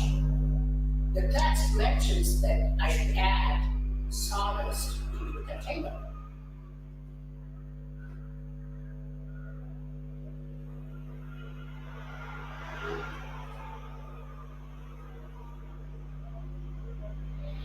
And once I add the sawdust, we can already see some voltage in the voltmeter. This is because the sawdust gets between these two plates and makes sure that these plates don't touch each other or, create a short circuit. But the text mentions adding yet another strange material to complete the battery, the neck of a peacock. In the ancient Sanskrit text, this material is mentioned as Chikigriva, which means the neck of a peacock. Many secret cults exist even today, and these people are trying to recreate the battery using the actual neck of the peacock. But this is a mistake because all ancient texts, especially those related to alchemy, use code words to confuse the public. Even Isaac Newton mentions using green light, and experts are trying to figure out what he actually meant. In ancient Indian alchemy, the neck of the peacock actually refers to copper sulfate solution, which is what I have here. You can see that both of them have the same color. And I'm going to add the copper sulfate solution into the container. And you can see that as soon as I add this, there is a dramatic increase in voltage. Here it's showing me more than 1 volt. So you can see that what's mentioned in the ancient text is actually capable of making electricity. Remember, we read in history books that the electric battery was created just 200 years ago by a man called Alessandro Volta. But Saint Augustine created this battery at least 4,000 years ago. But what's really strange is that Alessandro Volta uses pretty much the same materials for creating the quote-unquote very first battery. He uses copper, zinc, and instead of using copper sulfate, he uses sulfuric acid. Now, going back to the ancient text, Augustine says, use 100 containers and you can create a very effective force. Here, you can see that I've used 3 pods in series, and you can see that the voltage increases up to more than 3 volts. Now, if I connect a small LED bulb, let's see if it works. There you go. You see, the small LED bulb actually glows with just 3 of these pods. This is a very interesting point that the ancient text mentions using multiple cells in series to increase the voltage. The natural question is, why was this used? Why did ancient people use multiple containers to produce high voltage electricity? Did they use it for lighting purposes, just like modern days? If so, is there any evidence that the electric bulbs were used in ancient times? In the Dendera temple of ancient Egypt, there are strange carvings which show the usage of electric bulbs. These carvings were also created 4,000 years ago, and you can see these huge electric bulbs with snake-like filaments inside. What's more interesting is that there are wires coming out of these bulbs and going into a box. This box contained Augustine's battery of 100 cells, producing 100 volts to illuminate these bulbs. If this is true, this might explain how ancient structures like Giza Pyramid and Kailasa Temple were constructed in such a short span of time. If we visit the Kailasa Temple, for example, the chambers inside are so dark that nothing is visible. There's no way to use mirrors or metal sheets to reflect the sunlight into these chambers for illumination. But there are spectacular, flawless carvings on the ceilings and on the walls inside these dark chambers. Creating such brilliant carvings is impossible with flickering flames of metal without the use of steady electric light. If we assume that ancient people did use torches and light from fire for creating this temple and carvings, there should be a lot of soot or carbon deposited on the ceilings, but there's no trace of soot or carbon on the ceilings at all.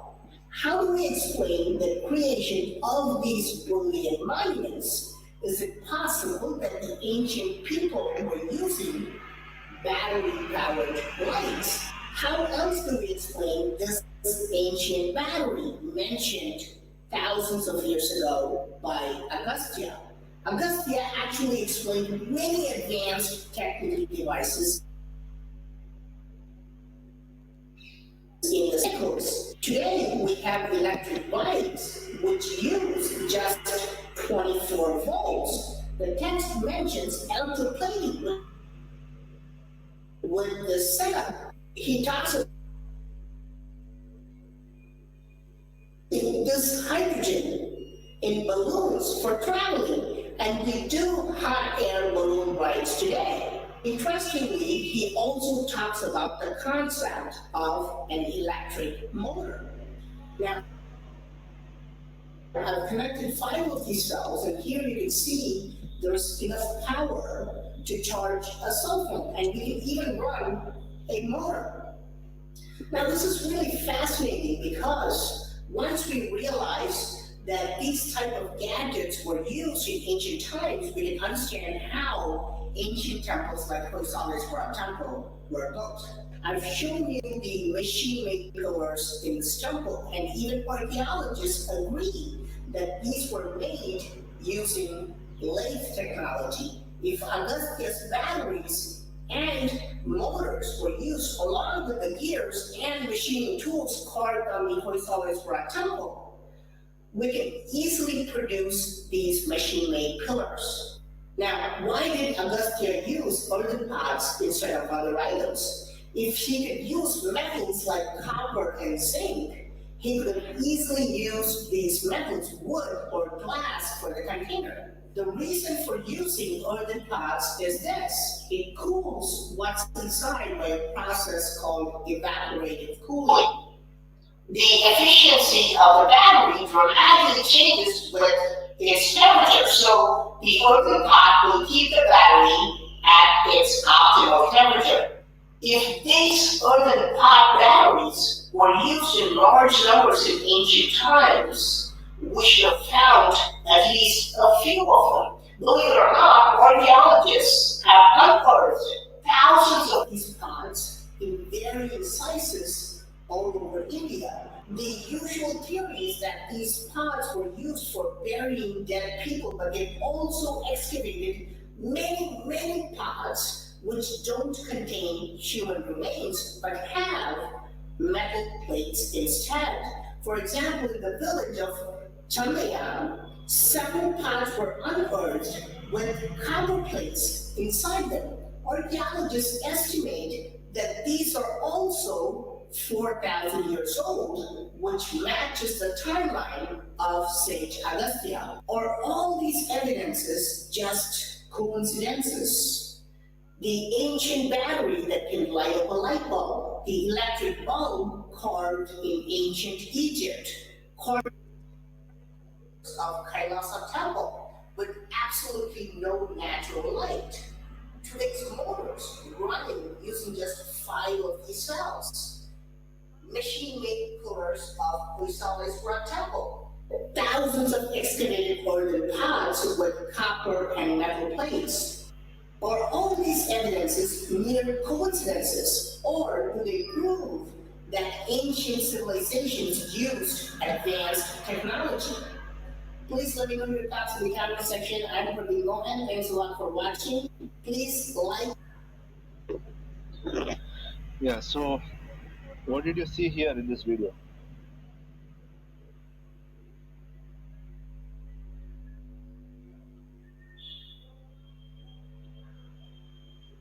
What could you observe here in this video?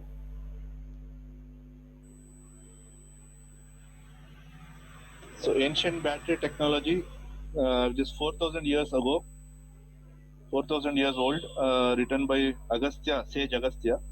So he has developed the battery technology. So I told you in this slide, I have shown you that studying our ancient scripture is also a source of a new idea.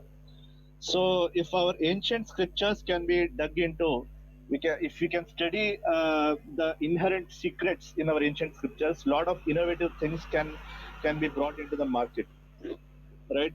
So this is technology. Agastya Muni, he has written this in his the Agastya Samhita 4000 years back, right? So similarly, in this Hampi, if anybody have visited, Hampi was the capital of Vijayanagara Empire. The Vijayanagara Empire ruled for 300 years in India against the powerful Mughals. So even the Mughals were they were not able to compete against them. So it is a very famous, popular thing about Vijayanagara Empire that it seems gold and diamond they were sold on the street like tomatoes. Right, so there, if you have visited, you can remember there are musical pillars. So if you touch the musical notations, it will generate musical notations. That is Sarigama Pada, Sarigama Padanisa. It will generate those musical notations.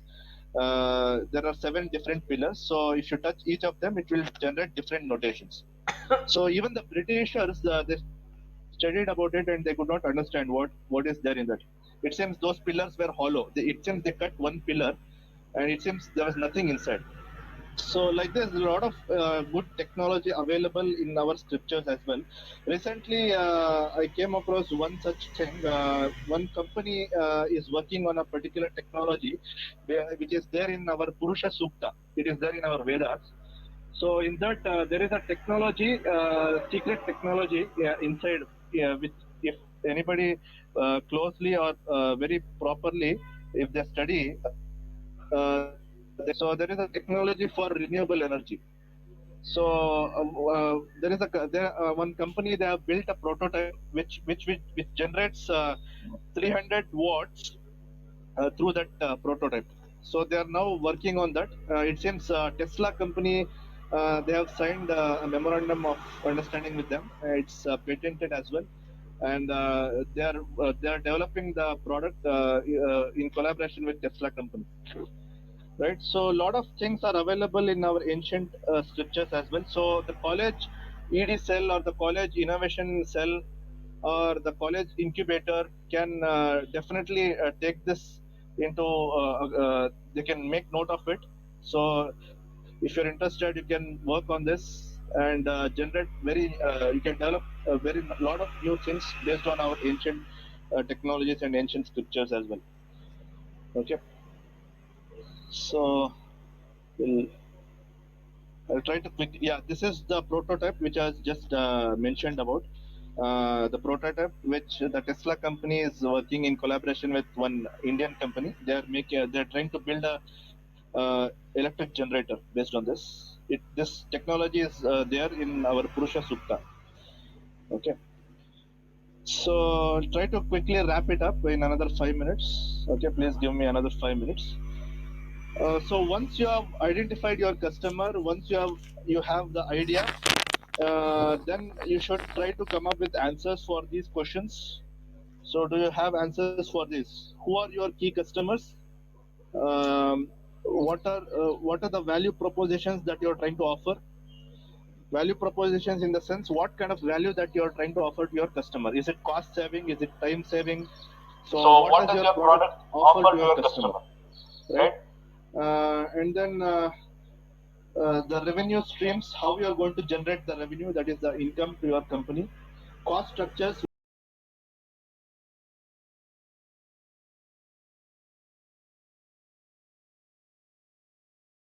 what are the key resources?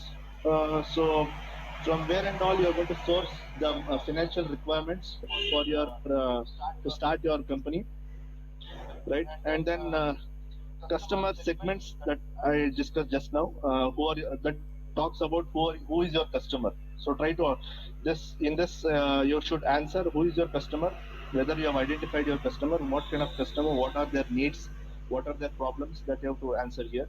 So this is called as business canvas. So once you have developed your idea, try to answer all these questions just to be clear about what you want to do.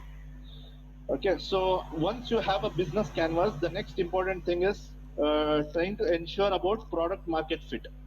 So whether what all you have what all you have, the idea, what have you have ideated, or what all you have thought about, whether it is a product market fit or not, whether it works in the market or not. You should ensure that. So how we are going to do it?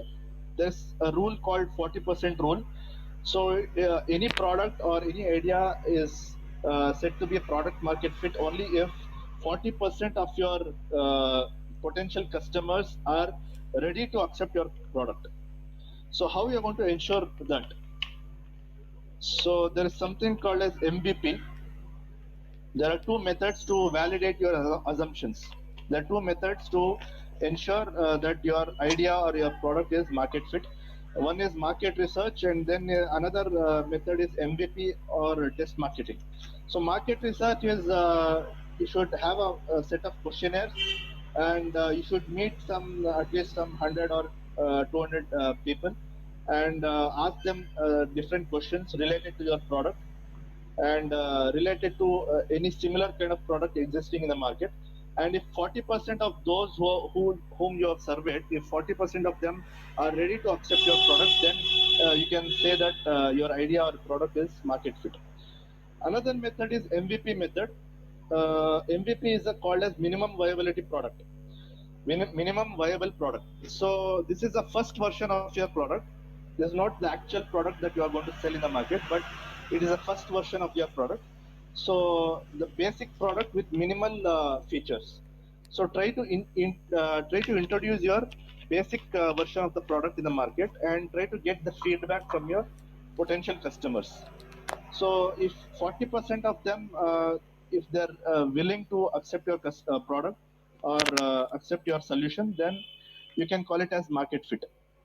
So among these two methods, market research method and an MVP method, the MVP method is the best one, because market research method may not be exact. It cannot give the exact results, whereas MVP method you can get the exact result because you're actually deploying your product in the market, right? So how is market fit measured? So there are five different criteria. So if you're while surveying in the market, when you have introduced the basic version of your product in the market, whether they're ready to use or try your product. So if you get a tick mark for this, then it is okay. Then are some users who have rejected similar products in the market willing to try yours? So are there any similar kind of product available in the market, and those customers whom you have surveyed, whether they are ready to reject those other products and try yours? Then it is a tick mark for this. Then when you're testing your product, is it giving accurate, whether it is, do people group your product accurately with the right competitive offering? So whether the related to the cost or related to the usability, whether it is competitive related to other similar products in the market, then it is a tick. Do users demonstrate an understanding of your product's differentiators? So this means whether your potential users understand the unique features that is there in your product and the value proposition that you're trying to offer, whether whether they're able to understand this. And then how do your underlying metrics such as retention rates measure up? Retention rates means once any customer or a user has tried your basic version of the product, is the user ready to use it again the second time? That is called as retention. So if all these five metrics, if they are positive, if 40% of the people are ready to accept all these five, if the five metrics are positive related to 40% of people, then you can say it is a market fit, right? So how to achieve this market fit? First of all, determine your customer segment. First of all, identify who is your customer, and then identify their needs and pinpoint the exact problem that you want to solve. And then develop a minimum viable product, MVP, deploy it in a future product, or you can approach the investors, angel investors, or you can go to the incubators, seek funding support, and then launch your product in the market. So this is how you can develop an idea or you can develop an innovative product and make it market fit, right? So with this, I want to end this session. If there are any questions, you can ask me. Any clarifications, any doubts, or any questions, you are free to ask.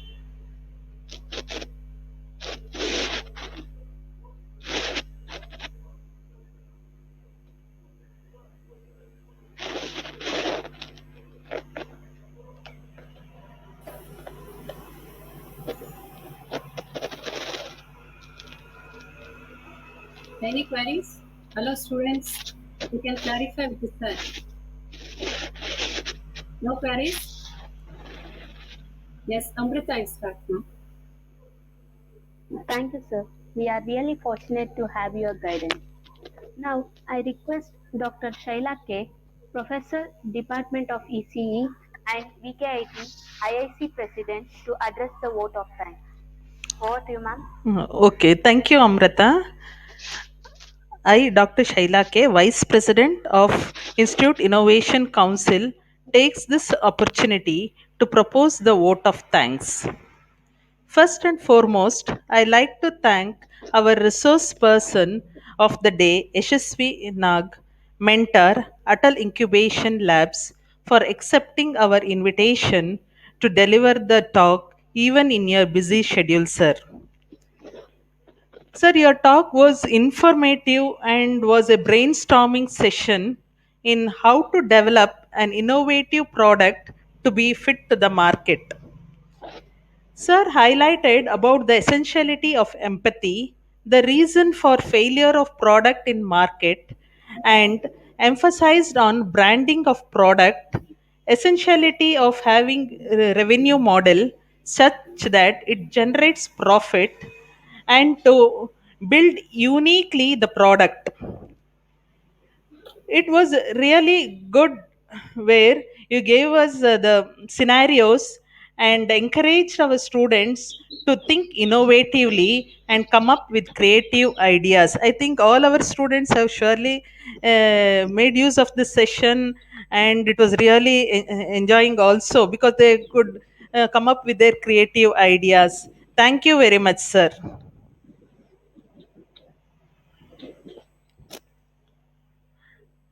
I thank Dr. Ananta Prasad, sir, CEO, Atal Incubation Center, Jyoti Institution of Technology Foundation, for encouraging us and supporting us in establishing the incubation center at our college, and also with various ideas. Thank you.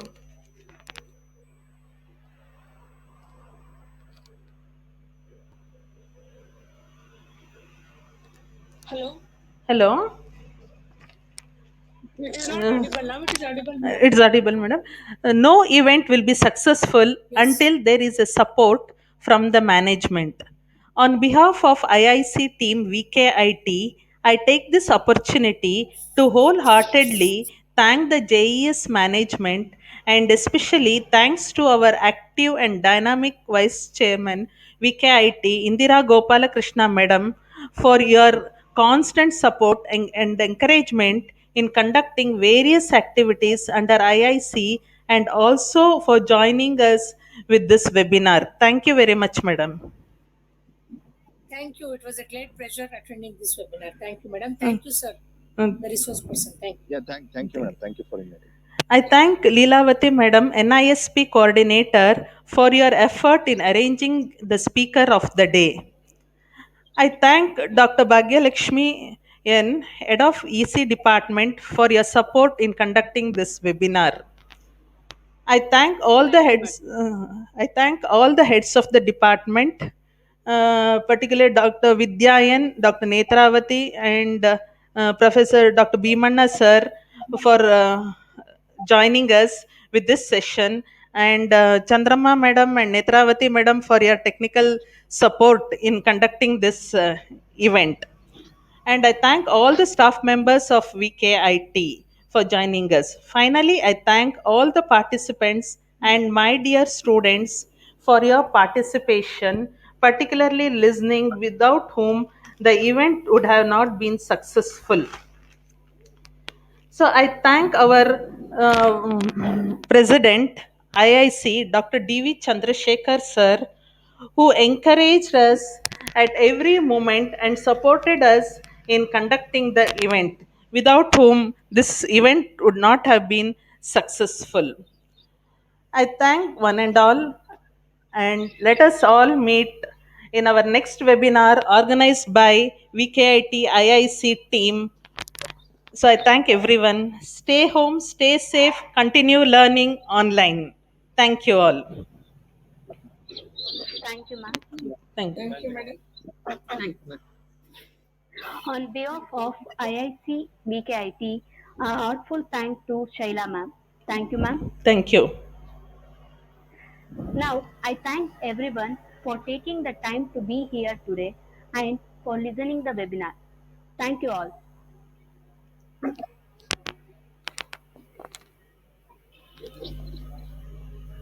Thank you, sir. Thank you, one and all, for attending and making this webinar successful. Thank you so much. Thank you. Thank you, ma'am. Thank you. Thank you, ma'am. Ma'am, I'll end the session now.